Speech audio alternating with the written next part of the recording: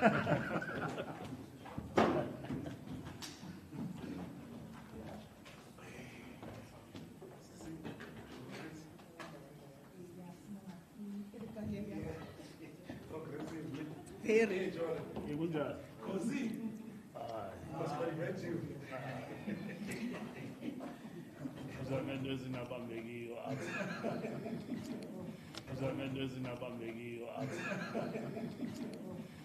SG. Thank you very much, colleagues, members of the media. Good afternoon. The ANC is here to communicate the outcomes of its ordinary National Executive Committee meeting that concluded its business on the 4th of August, having started on the 1st of August.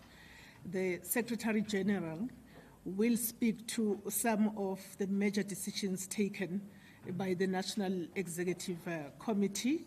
Without any waste of time, I am going to invite the SG to give a reflection. Thank you very much.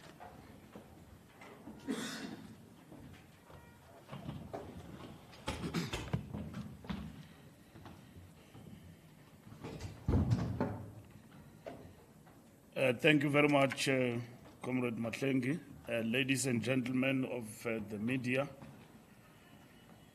the ANC convened its National Executive Committee ordinary meeting from the 1st to the 4th of August 2025, meeting under the guiding banner of the 70th anniversary of the Freedom Charter.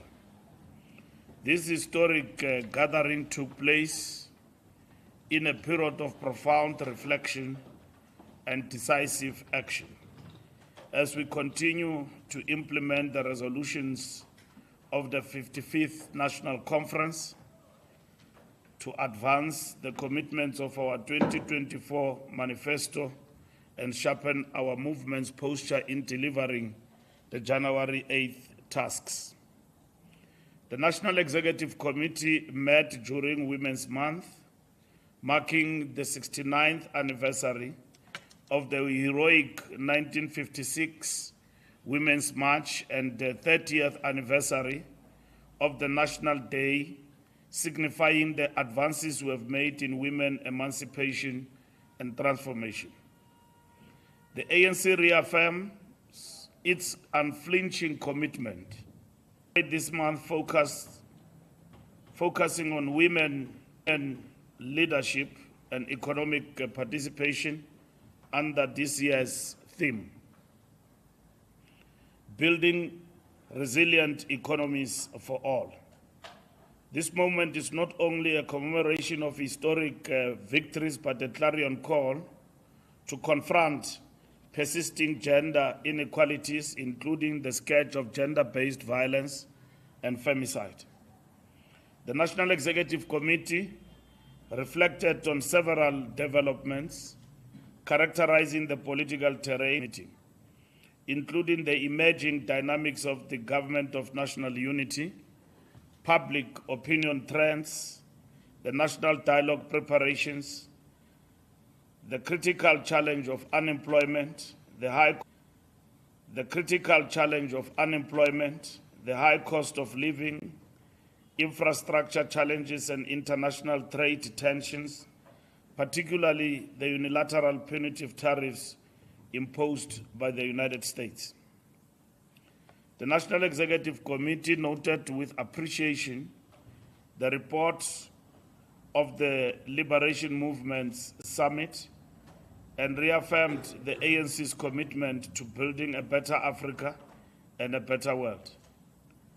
The shifting geopolitical landscape requires that South Africa asserts its sovereignty, defend multilateralism, and pursue partnerships that advance inclusive development. The ANC rejects with contempt attempts by domestic reactionaries and foreign forces to destabilize our nation through misinformation and economic coercion.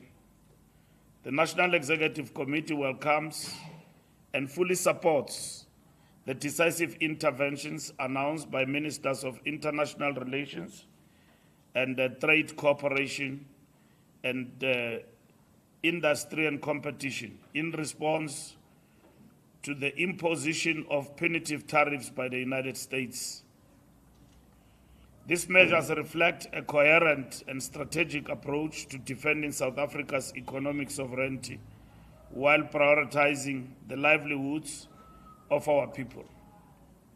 The comprehensive support framework, including the establishment of an export support desk and mobilization of targeted industrial resilience funds, demonstrates a government that is proactive in shielding its productive sectors from external economic shocks.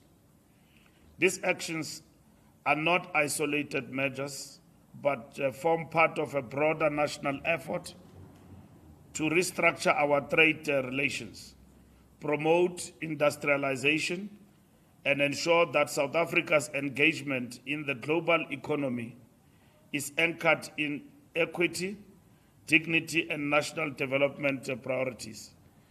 The NEC is particularly resolute that South Africa will not be coerced into reversing its progressive economic transformation agenda or compromising its sovereignty under the guise of opportunistic foreign pressures.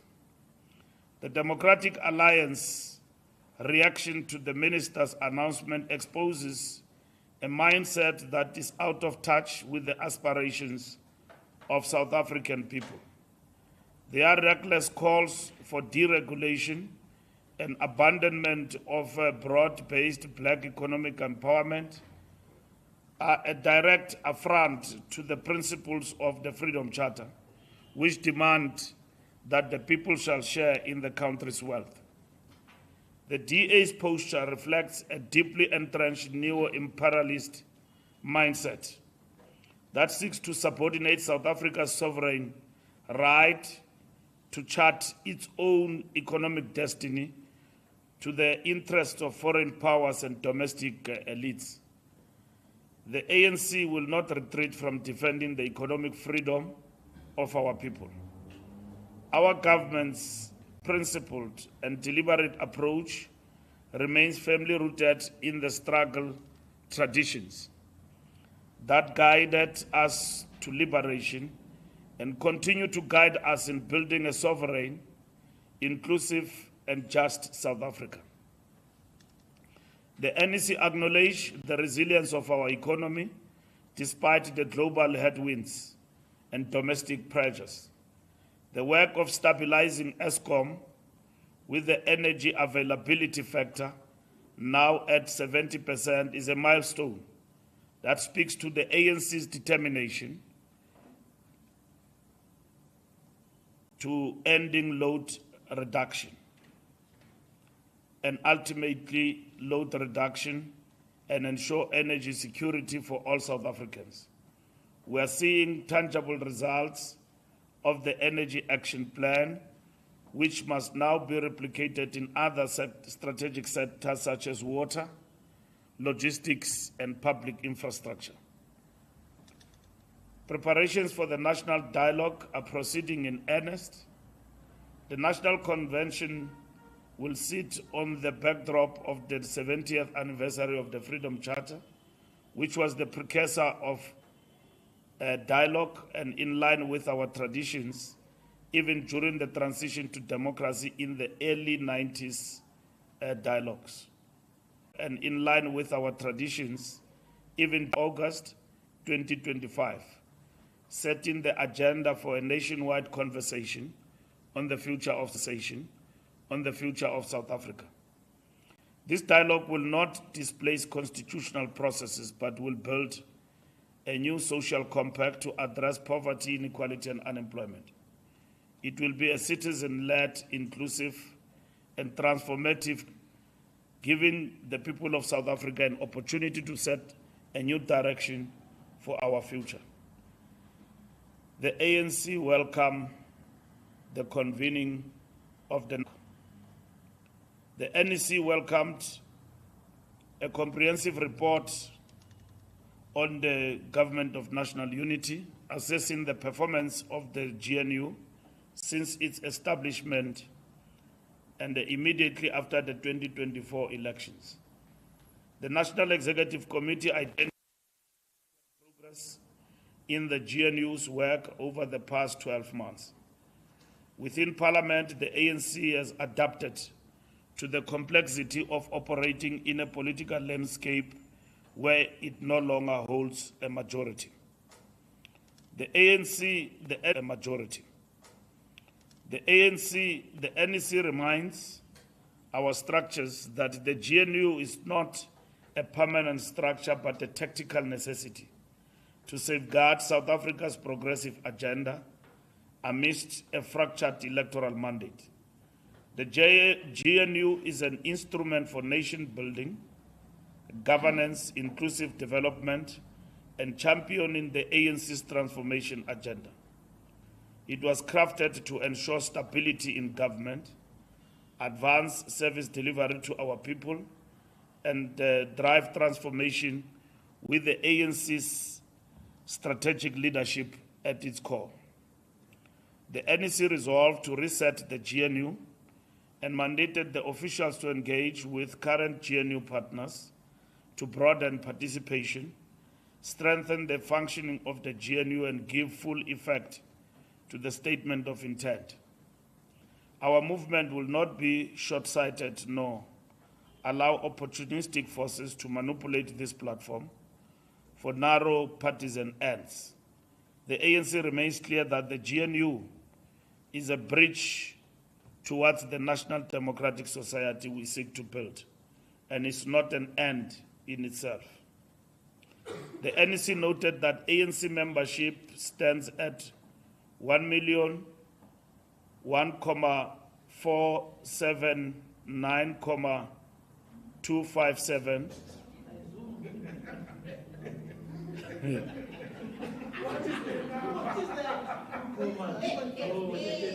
It's 1.5 million. Yeah. Okay. And then in good standing, reflecting a 19.5% increase since June 2025. This is a clear testament to the people's and enduring faith in their movement. All branches must ensure compliance with functionality criteria and the completion of the foundation course by November 2025.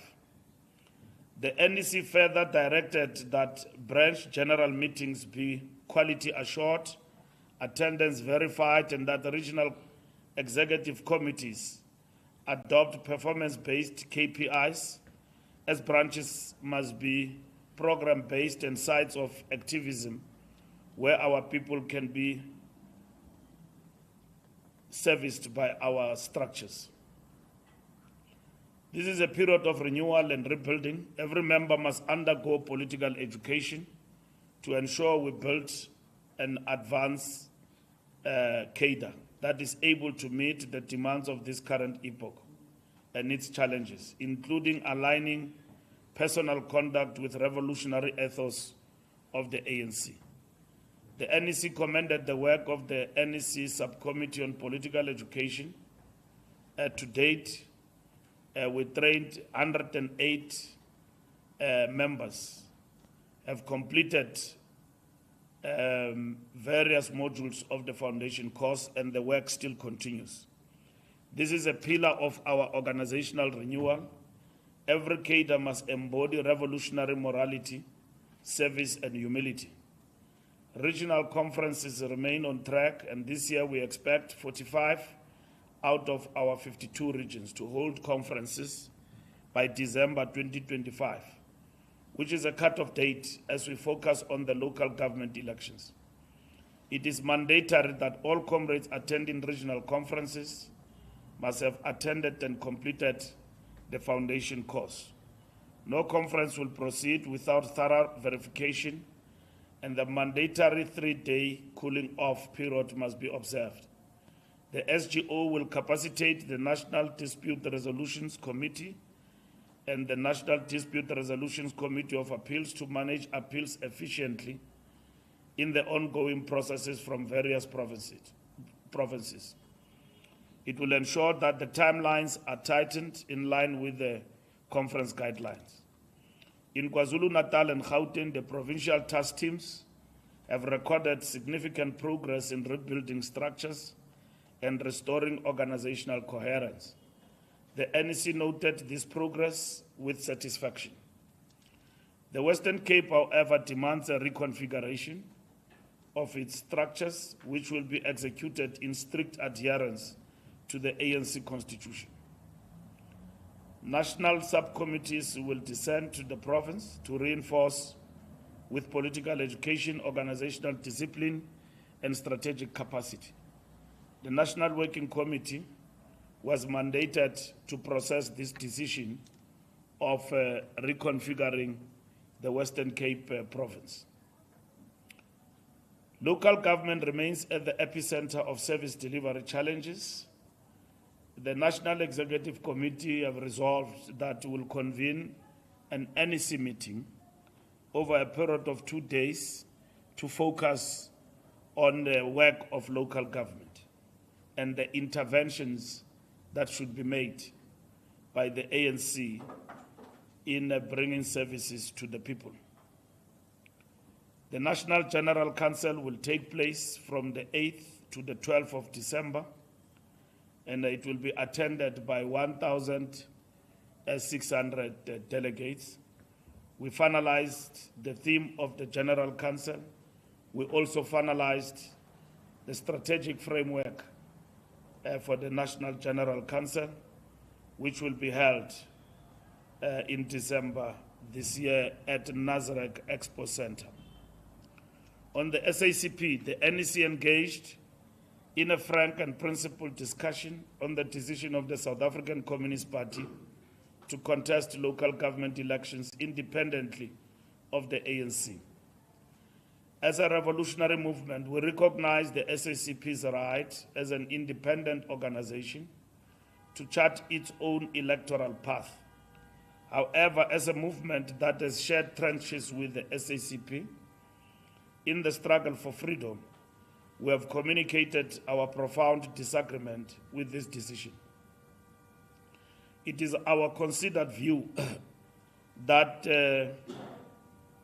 this move carries far-reaching implications for the strategy and program of the National Democratic Revolution. The National Executive Committee recalled many moments in history in which the SACP's vanguard role was very critical in the struggle. Successive generations of party leaders have always affirmed that the route to socialism will traverse and be approached through the National Democratic Revolution led by the National Liberation Movement. Our shared victories against apartheid, our collective resistance to neoliberal exploitation, and our vision of a just society cannot be surrendered to fleeting tactical divergences. The ANC will act with maturity and fortitude, engaging our allies with humility but also with clarity. Unity is the weapon of the oppressed, and the disunity is a luxury we cannot afford. However, we might have reached a stage where we are unable to persuade the South African Communist Party from its decision of not contesting the elections. And we believe as the ANC that will weaken the National Democratic Revolution. It is important that, if possible, the Communist Party must understand the implications of this particular decision. On the Integrity Commission, the NEC considered the report of the Integrity Committee, and the issues have been referred to the national officials for further processing. We noted the decisions of the Disciplinary Committee, which involved several comrades, and that some of the decisions include a pending matter before the NDC of Comrade Obed Bapela, and that the appeal that he had lodged has been dismissed by the National Disciplinary Committee, and his disciplinary processes are still continuing. We noted that there will be a reburial program, and that as we met by the NEC, a number of our comrades had passed on, and we passed condolences on the comrades who passed away. We agreed that the January 8th rally will be hosted in the Northwest Province, reaffirming our principle of rotational celebrations. Thank you very much.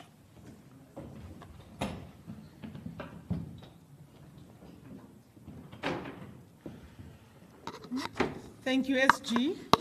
May I then open it up for questions? I'm going to start to my left.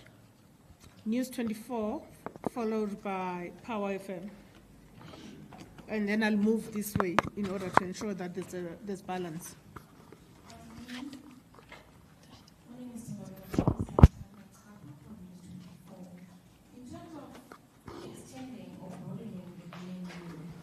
Clarity on what exactly this looks like.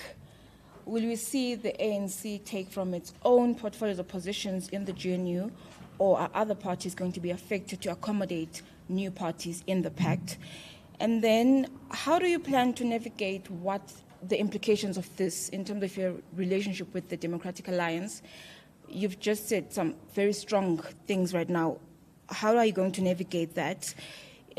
With regards to local government interventions, did the NEC consider calls coming from the Eastern Cape for an early conference there? Thank you. Power. Good day, Nkosinathi Shazi from Power FM News. My question is on the resolutions on the SACP. So you mentioned that the ANC is unable to persuade the SACP in contesting the upcoming local government elections, and you say that there will be implications. So what will those implications be? Of course, there are a number of SACP members who do have cabinet positions, ministers, deputy ministers. Are those implications them being removed from power? Thank you very much. Thank you. That is succinct. May I ask that we elevate our voices so that we are able to catch the questions? Thank you. I'm going to go this way. I'll start right there at the back. And then, can I just see the hands at the back? Okay, start there, right at the back. You can go ahead, my brother, followed by the next hand just below you. Please proceed. Good afternoon. My name is Zoleka Kodashe from... Please raise your voice. We need to hear you. My name is Zoleka Kodashe from Newsroom Africa.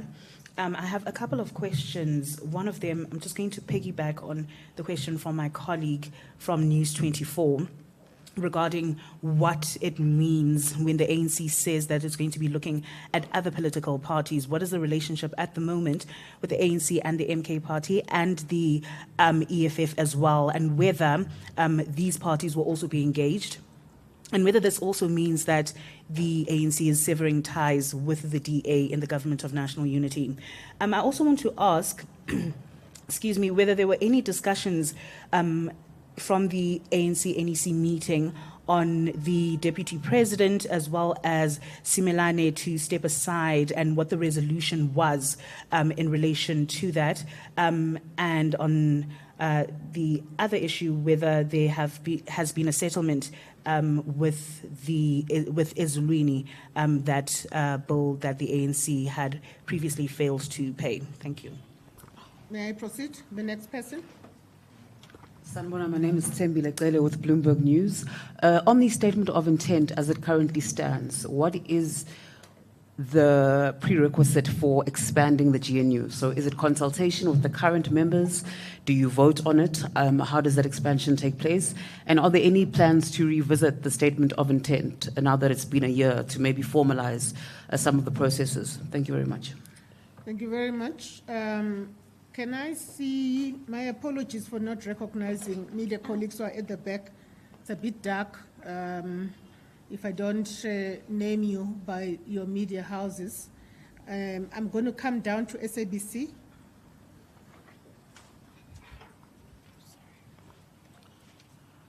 Samkele Masego from the SAPC. Mr. Mbalula, on the SACP, are you essentially saying that you are now throwing in the towel and will no longer be meeting your counterparts, Tolima Paila, and the other officials of the party and the ANC in a bilateral, saying that you've effectively now failed to convince the party not to be on the ballot paper next year in the local government elections? On the government of national unity, there seems to be this courting between yourselves and your erstwhile best friend, Juju.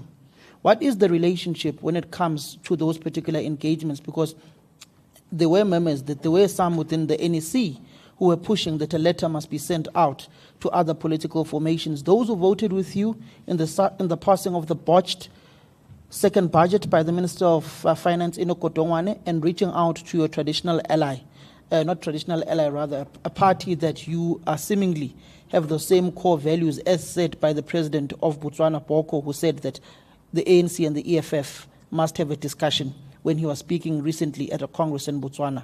I'm sure you are aware of that particular engagement where Andile Lungisa was present on behalf of your party. On the DA and also on governance, we saw a video this morning of the IDT CEO allegedly bribing journalists and the shenanigans that have been going on in the IDT, knowing that the minister, your Deputy Minister, Sitlezi Galala, is also embroiled with the battle with Minister Dean McPherson. What is the ANC's posture on the governance that is taking place in the IDT and the mismanagement that is seemingly there? Thank you. Thank you very much. SG, may I proceed? Okay. My colleague next to Samkele, go ahead. Good afternoon, Lisa Gatandwa from Times Live. Just a couple of questions from me. You say that South Africa will not be coerced into reversing its transformation agenda or compromise its sovereignty. I wonder what informs this. Why do you say this? What leads to this posture by the ANC? Is it a matter of the bilaterals that you've had with the United States, which leads you to make this kind of statement? You also spoke, and I think the president as well spoke of your commitment to the GNU. You now say that it's a tactical necessity and it's not a permanent structure. I wonder, Nobala, what has your research told you about your standing in the GNU? The DA has had its research where it's informed it that, in fact, its constituency as well as the electorate are quite happy with the DA being in the GNU. But what has your research told you? You speak of the national dialogue. I want to perhaps ask, because there's been a lot of talk about the NDP government failing to implement the NDP. You're running out of time as government. Well, government is running out of time. Vision 2030 is just around the corner. The national dialogue, will it be an extension of that? And can you just clarify how the national dialogue takes forward the national development plan? And my last question is on what you say, sorry about that, my last question is on what you say when you say the SACP must consider the implications. Are you now referring, because a lot of people have been talking about the ANC possibly invoking Rule 25.17.4 of its constitution. Is this something that you will be considering as the ANC? Thank you so much. Thank you very much. I'll keep going. I still have a number of hands. I want to come this side. We're doing a zebra. No, not SABC, because they've already just engaged. Thank you, Hawelo Magolero from UFM. Regarding the misinformation campaign that has resulted in this fallout with the USA, we know MKP has lodged criminal charges against AfriForum. Does the ANC believe it has done enough in terms of rebutting these lies? And if yes, what is it that you have done? And then still on international relations, the right-wingers in this country believe that the ANC has brought this unto itself through years of, fraternizing with the likes of China, Russia, Iran, and antagonizing the USA in the process. Obviously, you do not share that sentiment. But now that we have this issue of tariffs, is there a plan to approach those countries for markets, those that you regard as friendly nations? You are Russia, you are China. Is South Africa able to now start sending products there? Can they be an alternative to the USA? And lastly, there's been a consistent allegations by anti-war groupings that a German company, Rheinmetall, based in South Africa, which has a partnership, I think, with Denel, that it is supplying weapons to Ukraine in violation of South African law. Is it something that the ANC has been aware of, and what could be the implications if found to be true? Thank you. Thank you very much.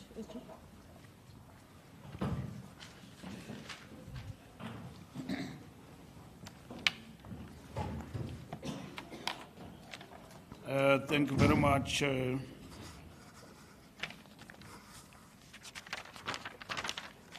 News 24. I thought you were going to ask about the venue. Because of the NEC, it seemed to be a point of interest to News 24. So you must pay attention that the ANC and its structures throughout the country, we hold meetings most of the time in council offices. So the fact that we changed the venue from this direction to that direction had nothing to do with money. It was security considerations on our part. So, and the security considerations are not communicated to the public. But we realize that this venue matter has been blown out of proportion and distorted. There in Alberton, I'm sure more than once you have been invited there, where the ANC, among others, its president, addressed what is called a barometer launch of the councillors. Caucus meetings by parliamentarians have been held in that council. So it's not for the first time that we utilize council office. Here in Johannesburg, we have met in the council chambers many times as the NEC. So I just want to bring that to your attention so that you are aware that we do hold meetings in council chambers, in different provinces, and all of that, because those are facilities for holding meetings. And if you are required to pay, we pay, and which is what has happened even now with regard to Eguruleni. On the early conference, we did not consider early conference for the province of the Eastern Cape. In our meeting, we agreed that all conferences must be concluded, regional conferences, by December this year. SACP members in the ANC Power FM, in our view, the resolution of the SACP is forcing members of the ANC who are members of the SACP to choose between the ANC and the SACP.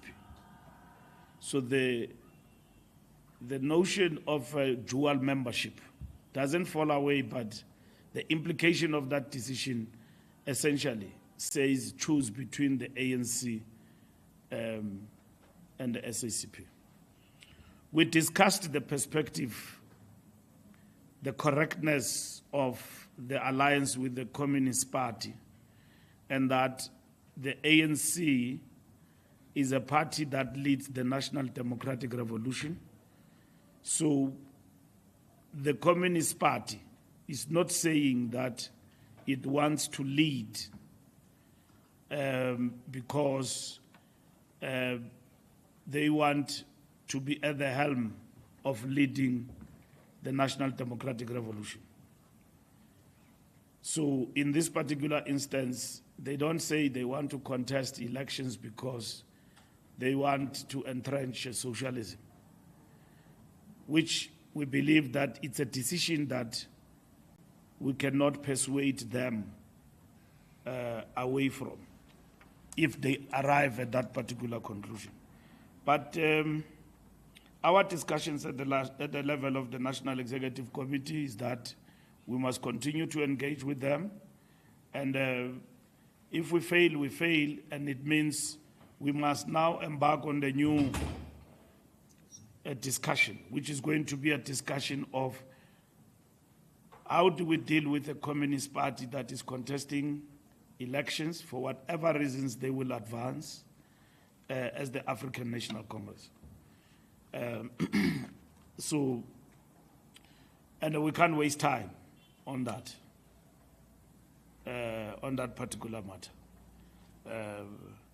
Because if they contest elections, and it will have implications for the alliance, in our view.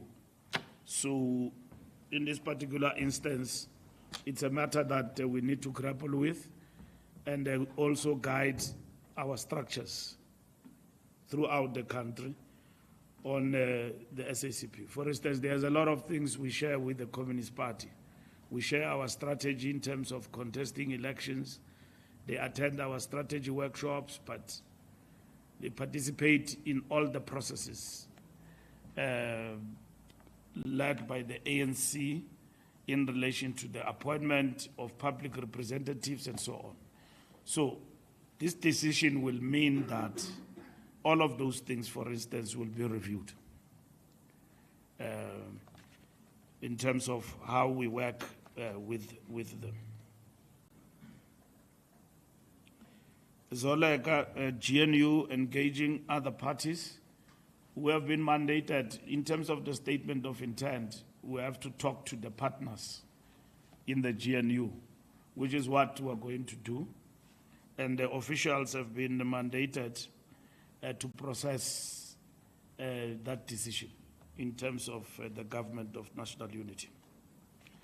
We did get the report of the Deputy President and Comrade Tembis Melani, and matters relating to those reports were referred to the national officials to process. So once that is done, we will be able to communicate more on those reports. We didn't discuss Ezuluini. The question you asked about Ezuluini, we didn't discuss that. Expansion of the GNU, Ms. Tele, expansion of the GNU to other political parties, I think it is covered by the answer that we are going to process that discussion with others in terms of this GNU invitation of others to participate. How is that going to happen? But the ANC affirms that the GNU is a correct tactical intervention for the country for reasons of stabilizing politically and economically this country. The DA political mischief we see from time to time in the GNU, it's a matter that we need to address. And we have made an example here about the issue of the tariffs. You must understand that the tariffs imposed by the United States of America are negatively going to affect our economy. And you can't, for national interest, say no and do BE and all of that in order to appease the United States of America, because among others, this is what the US want from us, that we must do away with certain policies, which for us in terms of transformation, it's not going to be possible. You know, during the period of struggle, the United States of America, even under Reagan, characterized the ANC as a terrorist organization. Oliver Tambo went to meet the President of the United States schools, and this ambassador of the United States, who's been sent to our country now, was one of the right-wing proponents of that resolution, of banning the ANC, and that we should be regarded as a terrorist organization. And our president then, Oliver Tambo, went in the United States of America to clarify that we are not a terrorist organization. Now we are in the democratic dispensation. The President of the United States of America, we go to see him through the President of a democratically elected South Africa. We sit with him, he plays videos for us there. And then videos, and then says on the basis of those videos, the whole of our nation must be punished. He's not coming to the G20, and then that is it. Despite the fact that facts say something different. In the delegation, you've got prominent business people from South Africa who say that this thing you are talking about is not the way it's unfolding in the country, and all of that. But they are not retreating. They are intensifying. So it's to basically coerce us to do things that are anti-transformation. It's not possible. If it means we're going to suffer through sanctions as leaders of the ANC, let it be. We'll never beg imperialists to subvert our democracy, to subvert our sovereignty. It happened during the period of struggle. It will happen even now. We will never forsake our country, which we fought for its liberation. And we're still marching on even now. Not this ANC, not this leadership. If they want to bring sanctions on us, let them bring them. But this country, South Africa, all its citizens know that it is a democratic country, it's a liberated country, and we are still transforming this country in order to achieve equity. And we will still pursue redress because we are not equal in this economy. This economy is still male, white dominated. And you want to tell us to abandon policies that seek to advance transformation. We're told by somebody who's more wealthy than all of countries combined in the world that I'll give you Starlink, but you must not do black economic empowerment.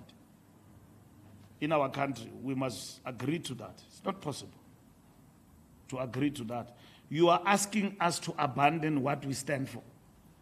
You are asking the ANC, this African National Congress, to stop struggling and then close shop and become something. We are not DA. DA has to agree with that because they don't want affirmative action. Leave black economic empowerment. They don't want affirmative action. They don't want redress. They don't believe in transformation. Now they are talking about black economic empowerment, which we reviewed and said that is triple BEE. And then we broadened it to be broad-based and all of that. And then their anti-transformation is a party of anti-transformation. So if you ask us all of these things that the Trump administration is asking us to do, they are asking us to abandon the very essence of who we are, which is not going to be possible. If we are punished for advancing and defending South Africa, that should be the case. We have gone to them. We have asked them. This fringe, right-wing fringe in our country, that goes to America and lie about our country. We have said to them that go and settle there if you want to. Just like in Cuba, Fidel Castro opened Cuba, and then Cubans who want to leave must go. They went and settled in Miami. And then thereafter, they punished Cuba with sanctions. Here in South Africa, Donald Trump called for whites here, gave them special status in America. 49 car guards arrived in America.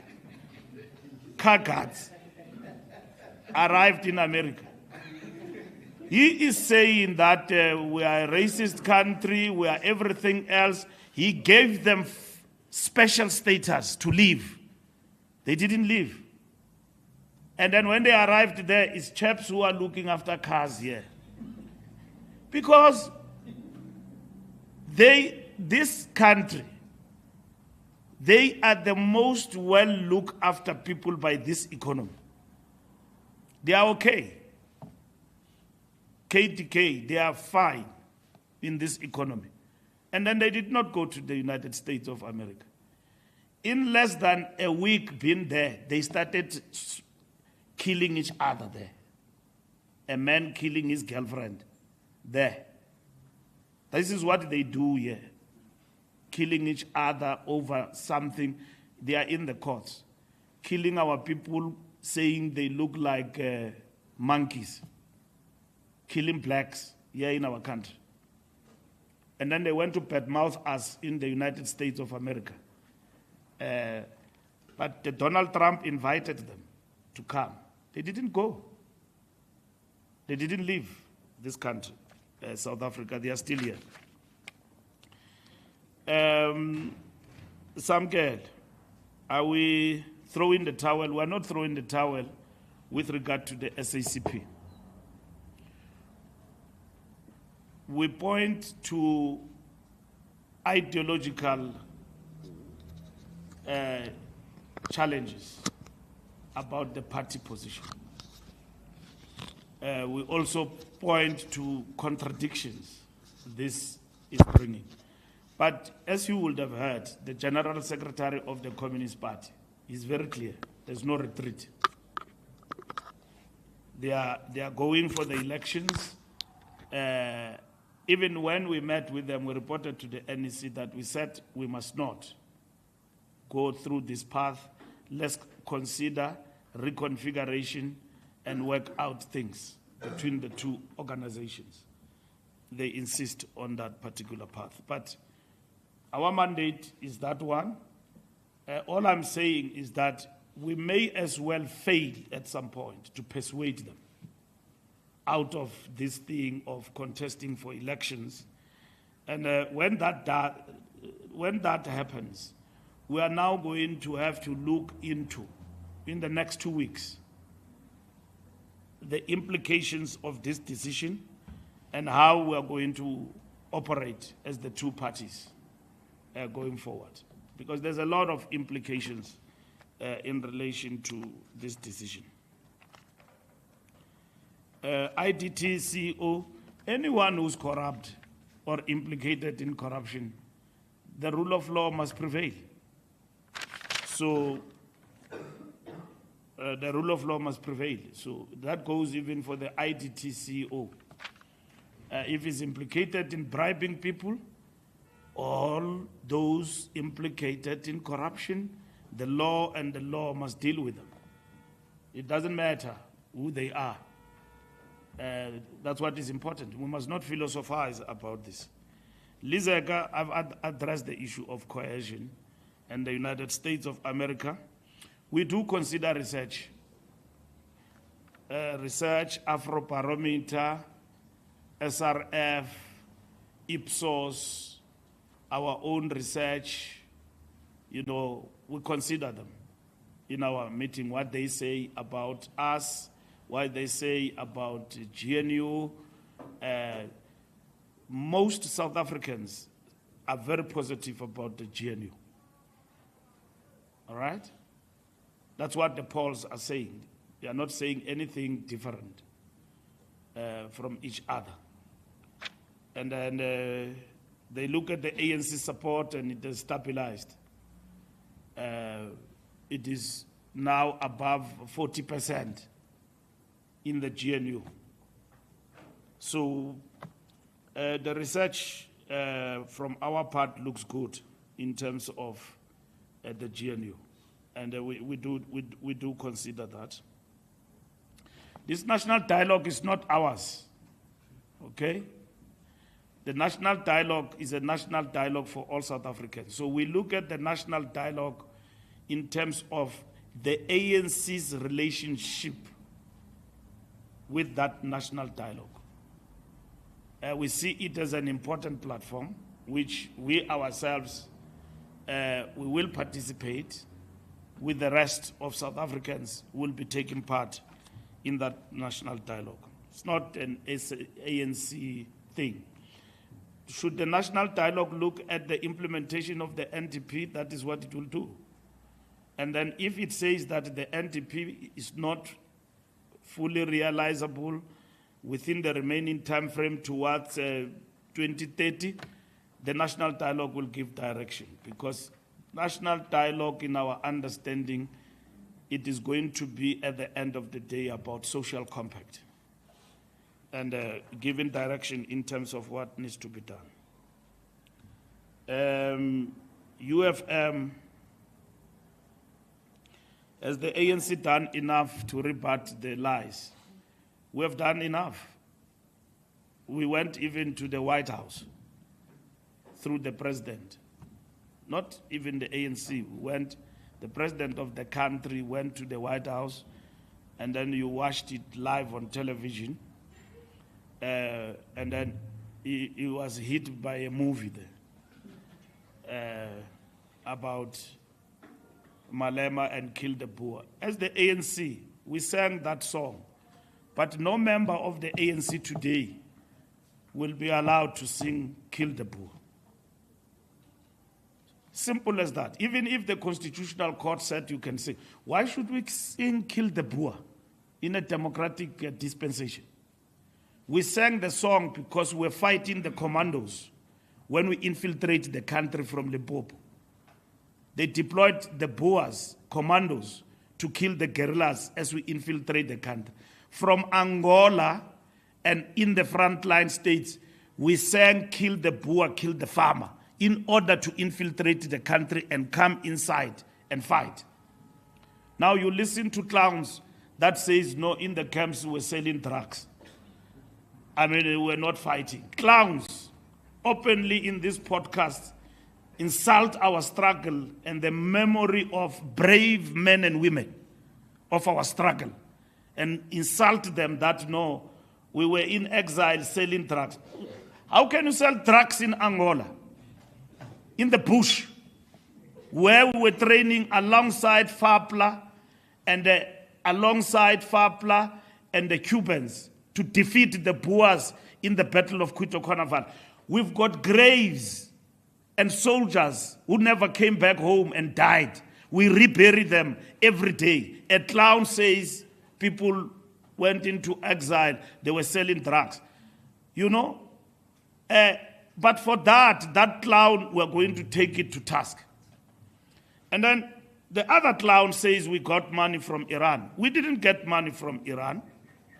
Another clown again says, no, ANC got money from Iran, and he keep repeating this lie. We didn't get any money from Iran. The United States imposed sanctions on Iran. We are not trading with Iran, even if they've got oil. But a clown says, no, we got money. Even the CIA, I'm sure they can tell you, they regard themselves as the best intelligence outfit, can tell you that it's not true that the ANC got money from Iran. We didn't get any money from Iran. And then they say to us that we're selling weapons to Ukraine, not to Ukraine, to Russia.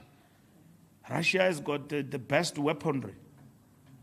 in their fight there in Ukraine. We fight an advance, a non-partisan approach in terms of Ukraine and Russia. Our president traveled 10 hours on a train to meet the president of Ukraine and advance to Moscow to meet President Vladimir Putin. And then somebody then from the United States, with a bow tie, made a statement, bravely so, that no, we supply arms. And then we establish a commission of inquiry. A commission of inquiry comes out. The DA says no, that commission is questionable because it was checked in secret by the judge and all of that. The DA. These people, where do they draw the line in terms of partisan interest and national interest? They hate this country. They go to America, go and tell Donald Trump what he wants to hear, and all of that, and come back to this country again.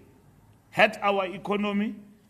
When our people are unemployed, we no longer trade with the biggest market like the United States and all of that. They will be coming back and blaming us. They said to the United States, we must be hit with sanctions as politicians of the ANC, like Zimbabwe. What did we do? We are not a dictatorship. We have just formed a government of national unity. We underperformed in an election. In less than 14 days, we formed a government of national unity, not persuaded by anyone in the world, independently. In this country. They now want to accuse us of dictatorship, that the ANC this, ANC that, and all of that. They advocate for sanctions against our country, disguised as tariffs to hit us. And then these people, they agree with them. Where is national interest, and where do we draw? And where do we draw the line? So we have worked very hard to rebut the lies of the United States of America. South Africa as a country must continue to pursue trade relations even into new markets. It's very important to do that as a country, as a sovereign state. We are not a branch of the United States. We are a country, full country, state, president, and everything else. So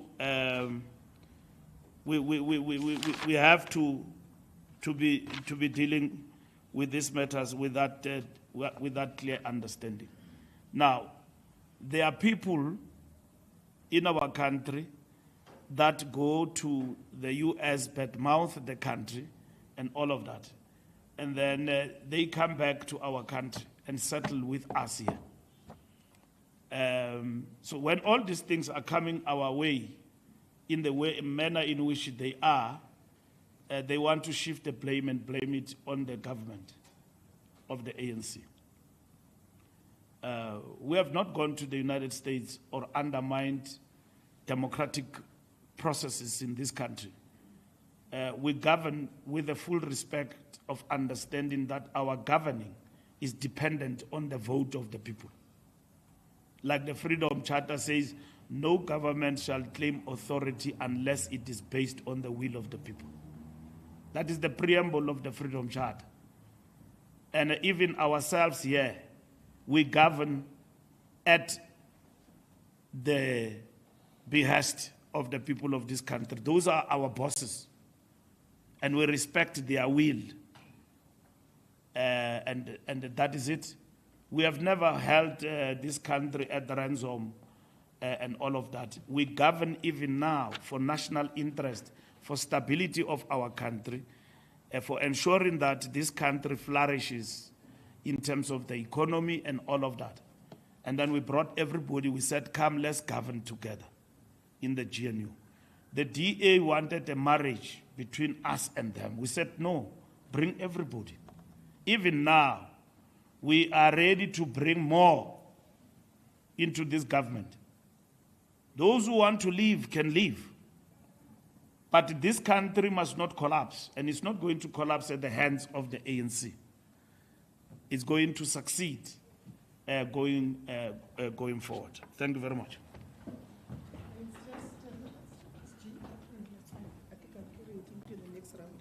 What is it? It was a follow-up.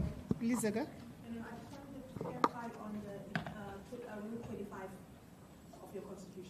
Okay, no, it's fine, SG. We can take that as part of the second round. This is the second and final round, colleagues. I won't go back to those that have had a chance. Eyewitness News, Kasi, Sunday World. SABC has had a chance, and we did respond to some girl. We did respond to some girl's questions, although he was outside of the media center. And then I'll take my brother there at the back, and then I'll take you, my brother. Let's go in that particular order. Eyewitness News.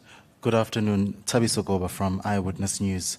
Mr. Mbalula, I understand that maybe this might be new, but obviously there is a group of people in Ekurhuleni that are taking the RCT to court in a bid to interdict the upcoming regional conference. Just maybe your reaction to that. I understand these are the same people that also wrote you a letter saying that the RCT is not is an illegal structure. So just your reaction to that. And my second question is around on the national dialogue. The president, during the closing address, made a big, he emphasized that the national dialogue is not going to change the constitution and there won't be any sort of parallel governments. Just maybe if you can just maybe take us into confidence, why was that emphasis important around what the national dialogue is not going to do in terms of changing the constitution or creating a parallel government? Thank you. Thank you very much. Over to you, my brother. Shannon Merrick, Kasi Broadcasting Africa. Mr. Fixit, you were struggling with the numbers. Does this mean Zuma failed to bring the ANC numbers down? You are sitting at 1.5. Two, the Gauteng Premier has fired HODs in Gauteng for corruption or allegedly corruption and so on. How do you respond to that? Three, your hot committees or your hot... The first one? The second one is about... Gauteng HODs. Okay, the firing of HODs. Yes. Okay, and the reallocation. Yes. Let's complete the thread. Yes. All right. And the last one is on your ward councillors. Some of your ward councillors has been arrested for selling RDP houses, being involved with guns and all funny business. How are you going to deal with that image of the ANC going to the 2026 elections? Thank you. Thank you very much. I then proceed to the next colleague. Yeah, Sunday World. Good afternoon, SG and National Spokesperson. My name is Mawanda. I work for the Sunday World. Mr. Malula, what is the financial state of the ANC at the current moment? Suffices to say, I hear what you said, Sujamtan. I'm asking a direct question, knowing that the ANC has been struggling to pay my colleagues here at Lutuli House. So, what is the financial state of the ANC? Is it a going concern? Is it broke? Is it bankrupt? What is the situation? And what are the causes for that, by the way? And then also, Mr. Mbalula, what is your comment on the ultimatum by Mr. Zuma again for your president to step down as the head of state and threatening court action once again? And what do you say to those that say that there seems to be now a coordination between Mr. Zuma's strategy and some elements within the ANC itself, if you look at the persistence on that particular subject matter of wanting the head of the president on the chopping block? On the membership numbers, 1.5 million, you say, are you at liberty to give us the breakdown by province? I mean, it would be interesting, given what MK has done to ANC in KwaZulu-Natal, to hear how provinces are looking like. And also, Mr. Mbalula, finally, on the SACP, I don't want to leave here having misunderstood you. You seem to sound... What is exactly the decision, by the way? And you seem to say they don't want state power. So what exactly is it that they want? And also, you sound like someone who says their decision to contest is coming It's done. It was taken at a special Congress. And if you say 2 weeks, do you mean to say that the SACP must organize a Congress? Because only a full Congress can reverse that decision. Mr. Mapaila and them, the Central Committee, cannot do that. What is the SANC exactly hoping for, knowing that in the next 3 months, the SACP can't reverse that decision? Thank you very much. Thank you. Next, right at the back, and then going down. Yes, no, yourself. Yes, yourself, my brother. Mahlengwi, please allow me to say Happy Women's Day in advance to you, Thank the you. ladies Please, in the room, please and the introduce woman. yourself. Ntunzi is my name. I was going to. Ntunzi is my name, and the women in the country at large. SG, MMC of Road and Transport in COJ resigned based on the alleged allegations that are known before us. So what's the take of the ANC by the decision that it was taken by the MMC of Road and Transport, Kenny Kunen? Oh, the second one I'm covered. One of my colleagues did ask that question. Thank you. All right, thank you very much, and thank you for wishing the women of South Africa a happy Women's Month. My brother over there. Yes, Turkmen Terzi representing Turkish Minute. Turkmen Terzi, Turkmen Please represent. just say it again. My name is Turkmen Terzi, representing Turkish Minute newspaper.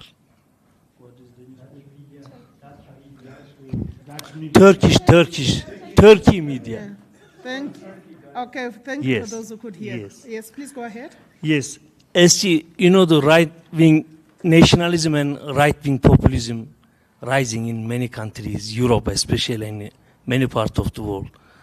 And you define yourself in the years back in ANC conference, policy conference, that ANC is a leftist party. So now you're expanding the GNU, your coalition. You are in a coalition now. So do you see that trend, right-wing populism, nationalism in this country? Thank you. All right, thank you very much. I am. Yes, please go ahead. Okay, thank you very much. My name is Thokozani Buthelezi from Alex Reporter. You see, Please just repeat. Yeah. Your media house. Alex Reporter. I'm Thokozani Buthelezi from Alex Reporter. All right, you thank see, you. yeah, I can see that the conflicts within the ANC, both on the GNU as well as maybe with the alliances such as the SACP as well as the COSATU. So ANC, does it not scare that maybe also the COSATU, it will go the same way to represent itself? As we can see that some of the countries, they are being governed by the likes of the Labour Party, especially internationally, you see. So, and then again, there were rumors saying that the top dogs, especially economically, the likes of your Petrus Motsepe are campaigning to actually to take over the presidency of the ANC. So is ANC aware of those things? Thank you. Okay. I am going to just exercise some leniency to SABC. Otherwise, otherwise the national dialogue may not continue. Ntebu? Indeed. Well, good afternoon. My name is Ntebu Mkoba. I'm with the SAPC. I have a couple of questions, but I will just ask one for the sake of time. As Secretary General on the SACP, who to blame? And I'm saying this against the backdrop of the historical context, SG. If you look at what brought us to where we are in terms of the SACP deciding to contest elections independently, it started around 2000, 2002. They've been calling for the reconfiguration of the alliance. They were called names at some point. They were referred as ultra-leftist. Their general secretary then someone who was extraordinary, arrogant at some point. They were reminded of the ANC, not a nationalist, a socialist organization, and that it will neither be a socialist organization. For almost 25 years, they've been calling for the reconfiguration of the alliance. That didn't happen. But a few months after elections, the ANC, at some point said and come up with a statement of intent. And that statement of intent ultimately gave the DA, a political party that called the ANC a corrupt organization, that wanted its leader its president not to lead this country. You gave them 6 ministerial positions out of that. So the SACP is a bit worried that if you can engage these people, why can't you engage us? And we spend 25 years without reconfiguring the alliance. So the question is, if they were to contest election, who to blame? Don't you think maybe the ANC should take the responsibility or should take the blame that in almost 25 years you failed to reconfigure the alliance? But we can listen to people who call you corrupt every day, people who said the GNU has got the legitimacy because they are part of the GNU, the DA. Thank you. Thank you very much. If you could just reiterate the question that you say was not answered, Lizega. Oh, no, it's yes. Okay. And Khawelo? I know I'm not, it's a follow-up. SG, you it's are... a follow-up. No, because he didn't respond to it. He responded to the old allegations by the ambassador that South Africa was supplying weapons to Russia. But the question was on recent allegations that Rheinmetall operating in South Africa, which is a German company, but with a partnership with Denel, is supplying weapons to Ukraine. I'm asking whether the ANC has been following those and what would be the implications if found to be true. All right. Yeah. And then we close it on that note. Over to you, SG.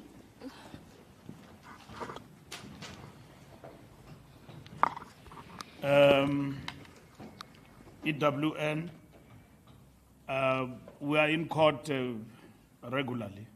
So if there are people who want to take us to court, we'll meet in court with regard to the RTT. The RTT term was extended and they are ready for conference. So why do you stop it? The conference. So we will hear, we have seen letters flying around questioning the standing of the RTT and all of that. From where we are seated, the RTT is ready to convene a conference, and either this week or next week. So if there are people who want to stop it, we will meet in court on that particular matter, and we'll hear them in court as to what is their issue. The president talked about changing the constitution. This dialogue is not about changing the constitution. That is correct.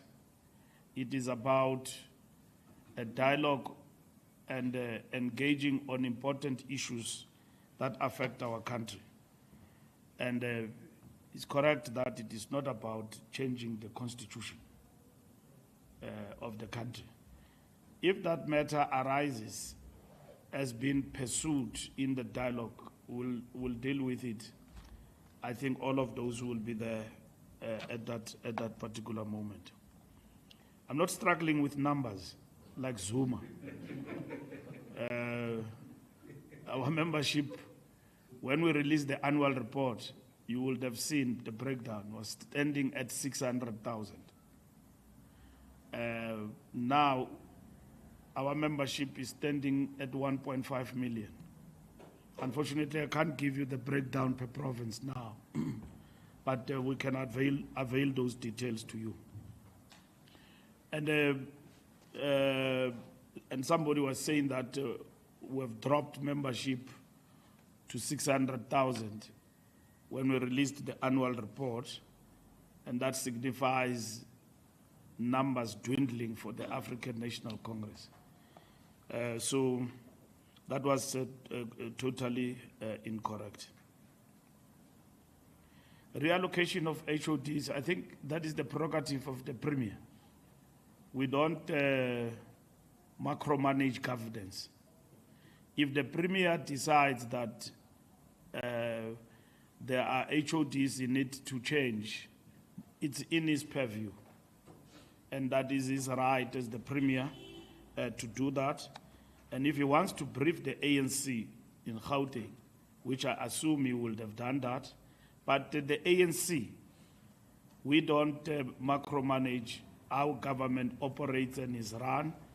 Our deployees there are supposed to do what is right to ensure good governance, accountability, and effective running of government. So if the Premier Panyaza is doing that, we think he's doing it for the good of governance in the province. What councillors who are arrested, they must face the consequences. Those who are arrested doing wrong things. Wrongdoing is not condoned here in the African National Congress. So if you do wrong, you must face the music. Sunday World, you ask about the financial state of the ANC. We are a party that is not rich, but we are not broke. We run a huge machinery. If you look at other political parties here and look at their offices, it's like a constituency office. And you are here at Lutuli House. How many floors here? It's huge machinery and staff, which we maintain. So we are not rich, and we rely on goodwill, people who support our party, supporting our ideas to remain in power. If you support the ANC financially, it means you believe in the ANC. So we fundraise from time to time, and we thank everybody who believe in the ANC and support our organization financially to meet its obligations. Jacob Zuma gives us ultimatums every day. He's a man of ultimatums. It's clear that he formed that party to fight Cyril Ramaphosa. So that's what it does. So they failed the other day dismally at the Constitutional Court. And they were left there crying because they are delinquents even when it comes to the law. They don't look at things properly. They went there to the Constitutional Court to moan and think that that is a platform for political theatrics. Those judges dismissed them, sent them packing, same day. It was not postponed, next. It was dealt with same day. Dabonu tale kubile kunzima. Iloya ya madoda na dichini. Kumnyama ebusweni benkawu kuyakubi. Ba qoqotiswa pha. Zijaji. Sibabuza imibuzo bengakwazi uphendula. Nizothina. Busy kule country siyalungisa. We're busy here. We established judicial commission. We're intervening in situations. They are just intercepting. You know, and they tried their revolution here. And then they tried some shutdown. Those things people did not. Nobody in South Africa is entertaining anarchy. People want to see action. Mkwanazi made allegations, judicial commission established, dealing with the matters in order to give capacity to our police force to do the work that it's supposed to do as prescribed in the constitution of the country. So there's no time to waste time here. People go into courts, wasting time of judges and all of that. So the judges deal with them decisively.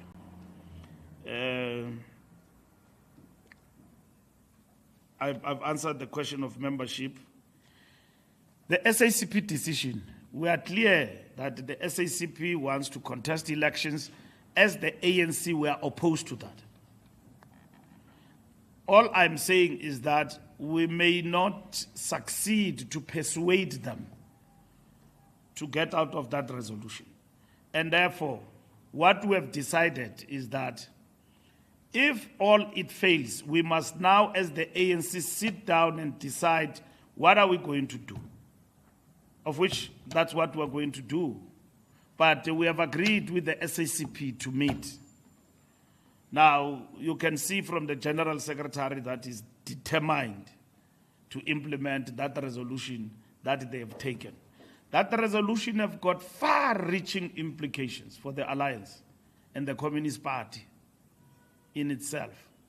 Because that resolution seeks to say, if you look at it, the Communist Party, except for saying to its members, choose between us and the ANC, but it equally says that resolution, we are now going to contest elections with the ANC.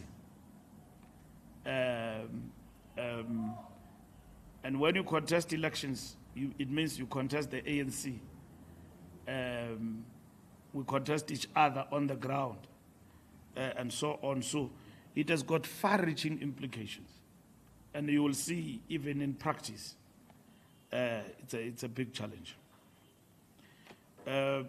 So we will talk to the Communist Party as per mandate, but should we fail, the NEC is clear that we must then design intervention. We're going to convene an NEC meeting special to look at local government. That will include the discussion on the SACP decision. And that meeting we are supposed to convene in a fortnight. So, which means we must work flat out with the SACP, and then when we go to the NEC, akuzube kuteketwa.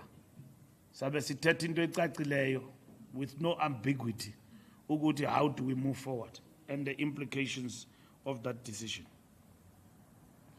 Mthunzi, andizukomenta man kwinto zikaKhenny ne-resignation yakhe ibuze ku-gate 10 lona.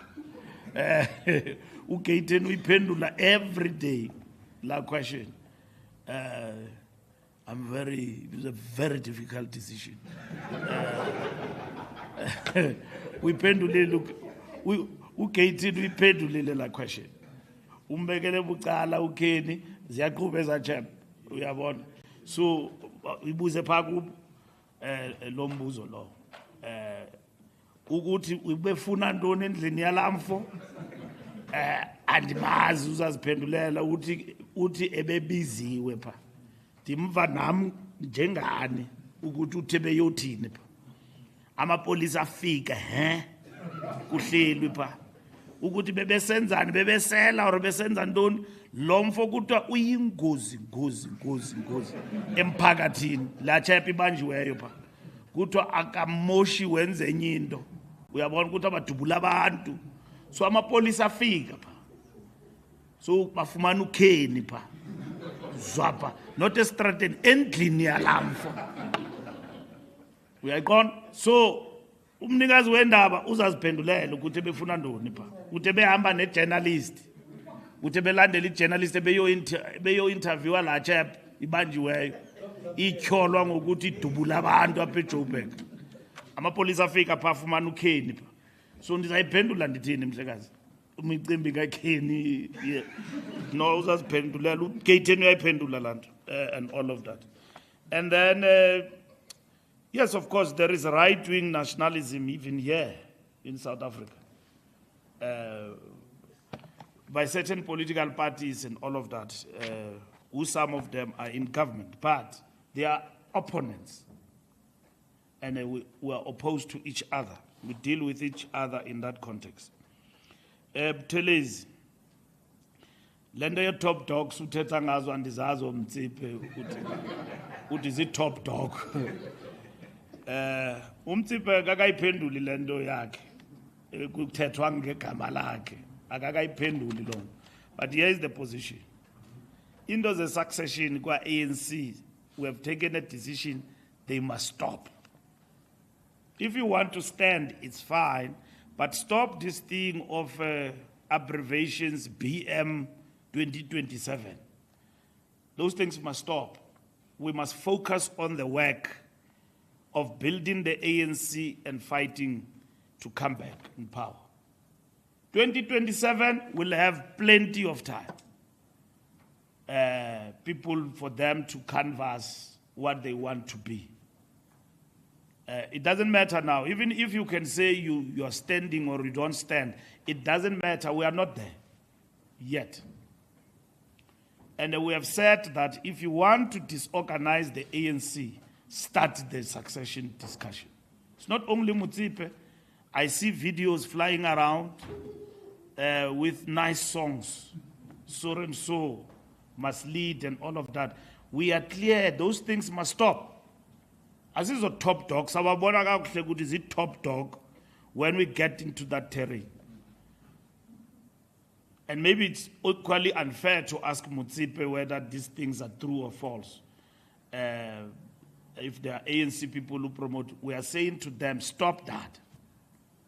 Even myself, people say no, FM 2027, Mbalula for president.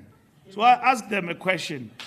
I have not convened a caucus to ask for leadership to be elected. I've never gone to the provinces. I'm focused on this job. So when I call them to order, they say, no, I'm slowing them down because I've got a bigger agenda. I'm entrenching myself. I'm saying to them, you elected me to be your Secretary General. I've not even finished halfway mark. You are already talking about me becoming a president. Hey man, I've not been evaluated by any structure. NGC, we have not even reached NGC, we have not presented the report. We have lost elections. Yeah, 40%. And then you say, no, now,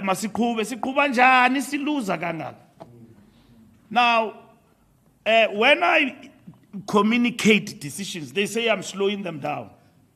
And we say to our structures, appreciate the moment we are in. The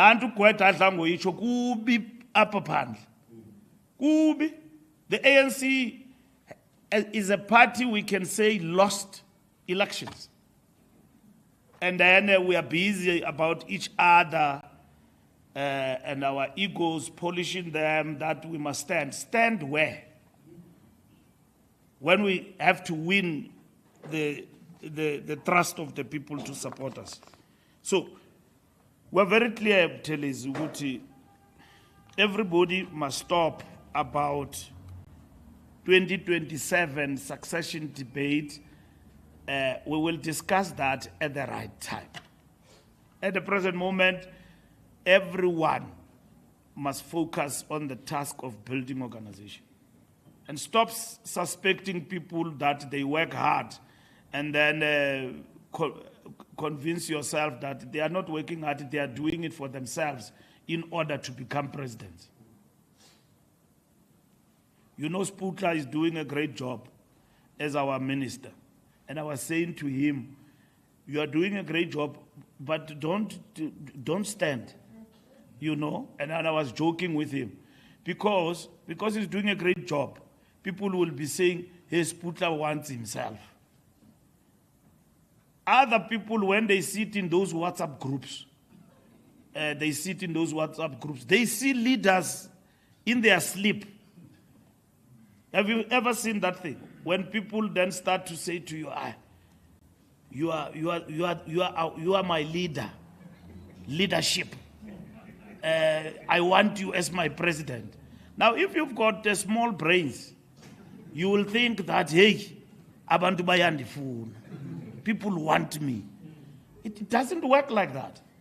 There are people, when you say to them, hey, you are a presidential material, they honestly even change the movement of walking. Because somebody in some branch said that you can be a presidential material. It doesn't work like that. Even the way of talking, they change. So I'm just giving an example about Sputler, our minister who's hardworking, a member of the National Executive Committee.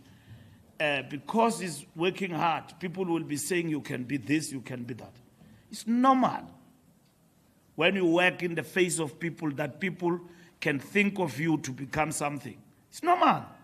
It doesn't make you, it doesn't get into my head when structures say, but our SG is doing well, is all of that. Hey, we think of you to become something.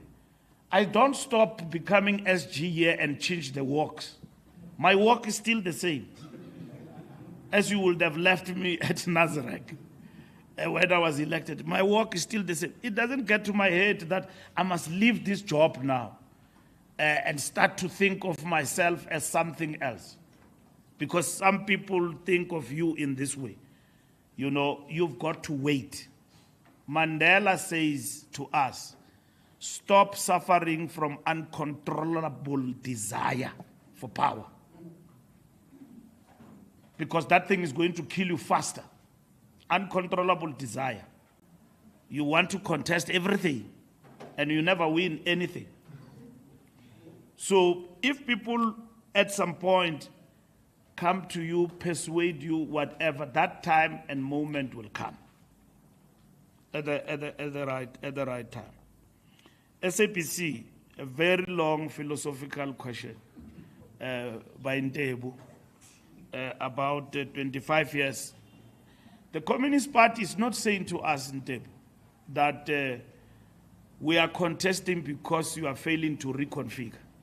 Even that reconfiguration,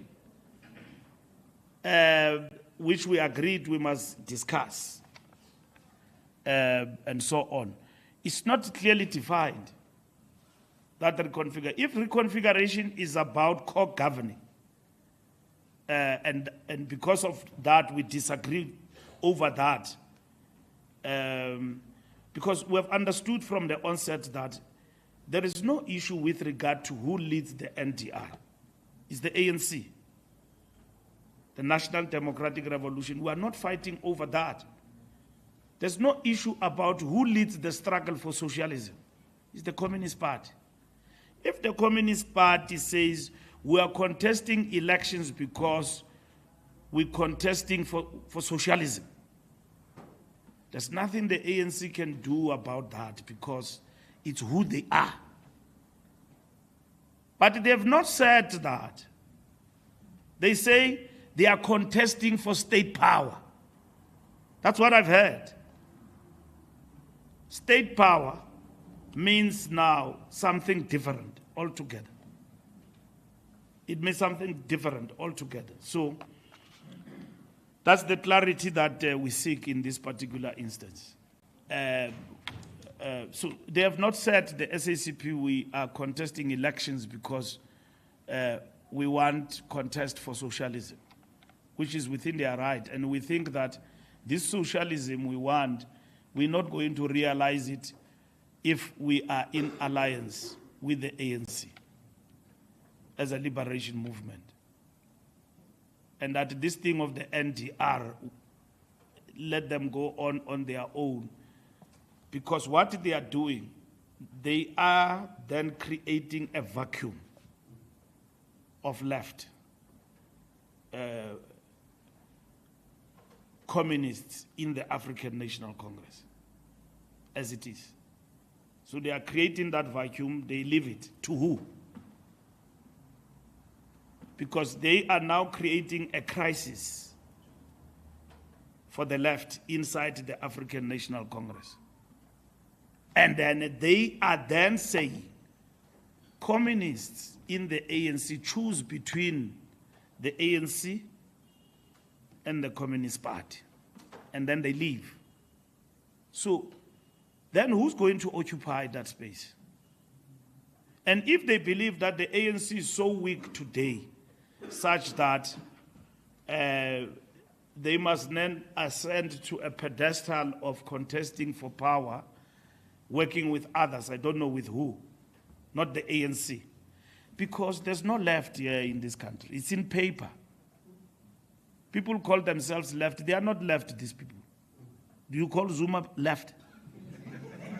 Zuma is not left. A man who leaves the country and go and endorse a right-wing government that oppresses people. Morocco, you call that left? That's not left. For the rest of our lives, when we joined this thing, we joined it because we were fighting, among others, colonialism. There are people of Western Sahara colonized by Morocco and oppressed. Zuma, coming from the liberation movement, Zuma, goes there and say, no, everything is fine, gentlemen. What happened to this man was a president, deputy secretary general of the ANC that says we are anti this. He goes, form a nomkokwana there in a corner, disorganize this ANC, take some numbers, fight for it to be out of power. In no time, he's knocking in Morocco, endorsing them in a press conference. He doesn't even read a statement. He's got a special advisor who reads on his behalf. Bakuba bati bayazabalaza. Uban lamfo ebefundela uZuma pa. Makasela, he's also from here. The ANC. He reads there and even defend that thing on Twitter. Dabona ukuthi ababantu bathengisa kudala. These people have been selling out while sitting here in the ANC. How can you suffer from such damaged consciousness in a short space of time? What is it that Morocco is giving these people? Izawuvela ngenye imini what they got there. And then you come and say that is left. There's no left there. The real left here is the ANC. And then the Communist Party, through its decision, says, no, we are leaving, and then we are going, and all of that, and then we are going to contest state power. There's no state power. Look at the elections in Seshego. Communist Party contested there. Leave the numbers they got. Why will communists isolate themselves and then from the liberation movement abandon the ship, leave the ANC and go and contest? You should be contesting here, inside, and fight to win your ideas here in the ANC and maintain it. The party has never been chasing numbers. And it might as well not get the numbers they want. When they come back on the other side, they look at this ANC, and then we have left this ANC with whoever that we have left it with. When you come from the other side, Communist Party has never chased numbers, and that is why we are not shocked when they get 70 in a ward. Because these are the people who have always been here teaching us the most advanced layer of leadership in the ANC is communists. That is why at some point it was not pronounced. In the 40s, the Youth League, Bomandela, were chasing communists up until Kotani brought sense into his head. Wamkhabulis. Uguti, hey, this thing you are doing is wrong. And then he only then learned that Ndate Kotani is a communist. He was in the ANC, General Secretary of the African National Congress, advanced. They were not pronounced. To join the Communist Party was in secrecy. You will only learn later that this man is a communist. But Thabo Mbeki, they were communists. The last conference of the Communist Party in Cuba was chaired by Thabo Mbeki. So when the communists decide to leave the ANC, it's a sad moment for our revolution, the African National Congress, and our revolution here in South Africa. It's sad that such a thing can happen. Lastly, UFM, I don't know what you want about these weapons of Ukraine. We don't know what you are saying. If it is there, it's the state that must deal with that matter, meaning our state. That Dinel is working with some Germans and then they are supplying arms to Ukraine. We don't know that. But like you have exposed it, you media people have got information that we don't have. But like you are raising it now, yeah, as the ANC, will condemn that if there is such. But from where I'm seated at Lutuli House, I don't have that information. We don't have that information. That information, if it is there, it will be with the state president and all his intelligence people and state security. From our side, we don't have it. As the ANC, if there's anything of that sort, we are very clear. We'll condemn it, and it will be a big blunder in terms of our international role to do such things in our country. It will be a big blunder. Thank you very much.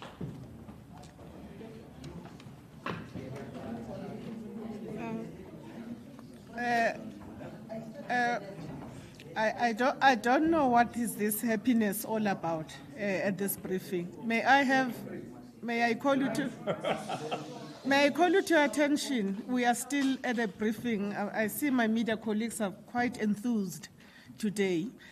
Just before we adjourn, SG, may I request you to send a warm wishes to the women of South Africa during this August month, after which we are going to adjourn. First, let me start with women in this room who are in the media. Lizeka, Sia, and others, because this month is very important for women, because it reminds us about emancipation. And that struggle is not over. Even if in the ANC and in our government, we've got 50-50. But the real struggle in the corporate and everywhere else, where women are reduced into tokens, it's not over. It must be a struggle that must be fought during this August month to remind ourselves, all of us, that gender oppression is real. Women are being murdered because they are defined as sex objects. They are being killed every day in what we call in our country the scourge of GBV. They are oppressed in our homes by men who are respectable. They are not allowed to emerge on their own and become stronger. Even in politics, women still are yet to rise. Even at the highest echelons. In the ANC, we've had women contesting for presidency, and they did not make it.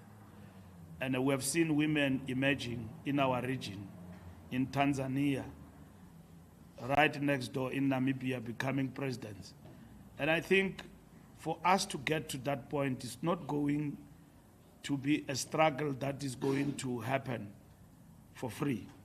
Women must be united.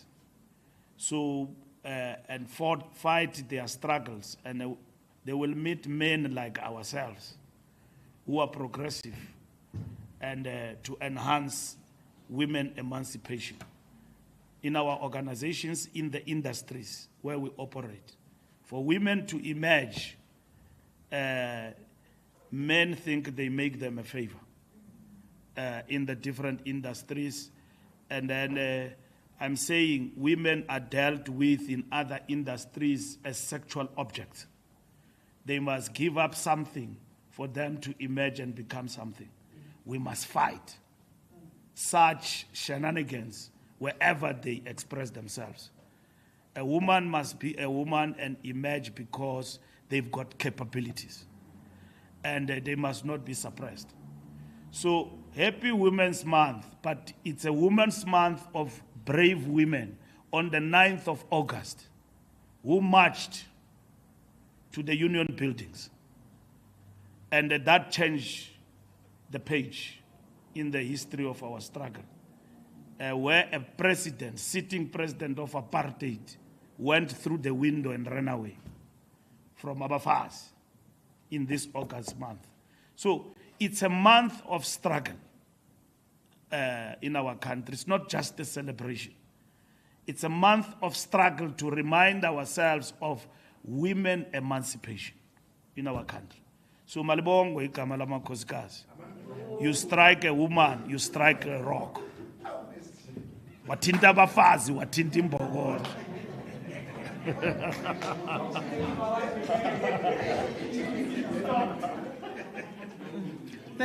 Thank you very much. Can I have order there? We have a number of questions, including from Financial Mail, Business Day. May I just indicate to those colleagues who are not here, but have sent a number of questions on WhatsApp, that we will respond to them individually. Time does not allow us to take a third round of questions. We thank members of the media for your continued interest in the work of the African National Congress, and we also urge for contextual and accurate reportage. Thank you very much. We are adjourned. Thank you.